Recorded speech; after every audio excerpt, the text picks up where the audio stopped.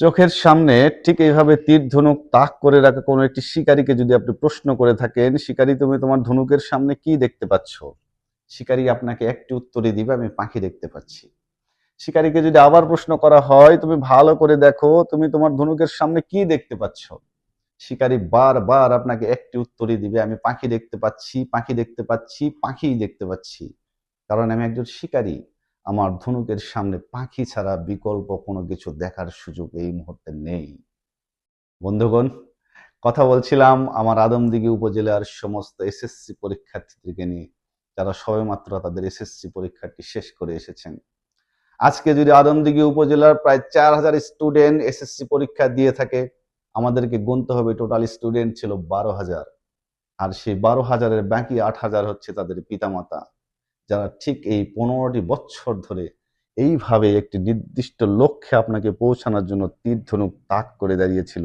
আমার সন্তান হয়তোবা এই এসএসসি পরীক্ষায় ভালো একটি রেজাল্ট বয়ে আনবে। অভিনন্দন জানাই সেই সকল পিতামাতাকে, ছুটির ঘোষণা করছি সেই সকল পিতামাতাকে। কাল থেকে হয়তোবা আগামী 2টি মাস অথবা 1টি মাস একটু প্রশান্তি নিয়ে, একটু মনে শান্তি নিয়ে, নিরালায় নিস্তব্ধে হয়তোবা একটি শান্তির ঘুম দিতে পারে। তাদের ভিতরে কোনো টেনশন নেই, কালকে আমার সন্তান কখন ঘুম থেকে উঠবে, কালকে আমার সন্তান কি খাবে, তার খাতা বই পুস্তক সবকিছু আছে কিনা, তার প্রাইভেটের বেতন পরিশোধ করা হয়েছে কিনা। আমি রেসপেক্ট জানাই সেই সকল পিতামাতাকে যারা ঠিক 15টি বছর খেয়ে না খেয়ে তাদের সন্তানকে একটি নির্দিষ্ট লক্ষ্যে পৌঁছানোর জন্য পরিশ্রম করে গেছেন। বন্ধুগণ, আপনি যদি এসএসসি পরীক্ষার্থী হয়ে থাকেন, আপনার এই 15 বছর অধ্যায়ের শেষে আজকে যে স্টেজে পৌঁছাইছেন, এর পিছনে সবচেয়ে বড় খুঁটি হয়ে দাঁড়িয়েছিল আপনার সেই পরিশ্রমী পিতামাতা।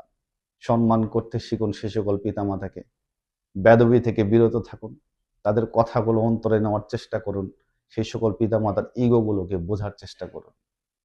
আর সেই সকল পিতামাতাকে এই প্রবাসীর মাটি থেকে একটু ক্ষুদ্র কন্টেন্ট ক্রিয়েটর হিসাবে, আদমদীঘি উপজেলার সান্তার শহরের ভাই হিসাবে আমি আমার অন্তরের অন্তঃস্থল থেকে অভিনন্দন জানাচ্ছি। নিরাশ হবেন না, সামনে আরো অনেক ভালো দিন পড়ে আছে। আমি দোয়া করছি আপনাদের জন্য, আল্লাহ যেন আপনাদের এই লক্ষ্যটা পূরণ করতে এবং নেক মাকসাদে পৌঁছাতে সহায়তা করে থাকেন। আল্লাহ যেন আপনার সন্তানের ভালো একটি ভবিষ্যৎ গড়ে দেন এবং আগামী দিনগুলো যেন আজকের দিন চার থেকে ভালো হয়, এই দোয়াই সবসময় করি।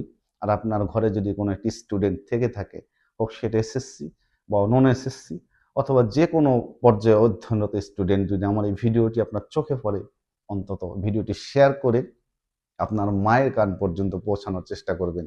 প্রবাসী মাটি থেকে আপনার কোনো একটি ভাই এই 15 বছর আপনার পিতামাতার এই প্রচেষ্টার জন্য অন্তর থেকে একটাবার হইলেও দোয়া করেছিল যে আমার বাবা মা যেন সুখী হয়। ভালো থাকবেন, সুস্থ থাকবেন। দোয়া রইল সেই সকল পরীক্ষার্থীদের জন্য যারা ইতিমধ্যে পরীক্ষা শেষ করেছেন। আল্লাহ যেন সকলের একটি ভালো রেজাল্ট বয়ে আনেন ইনশাআল্লাহ।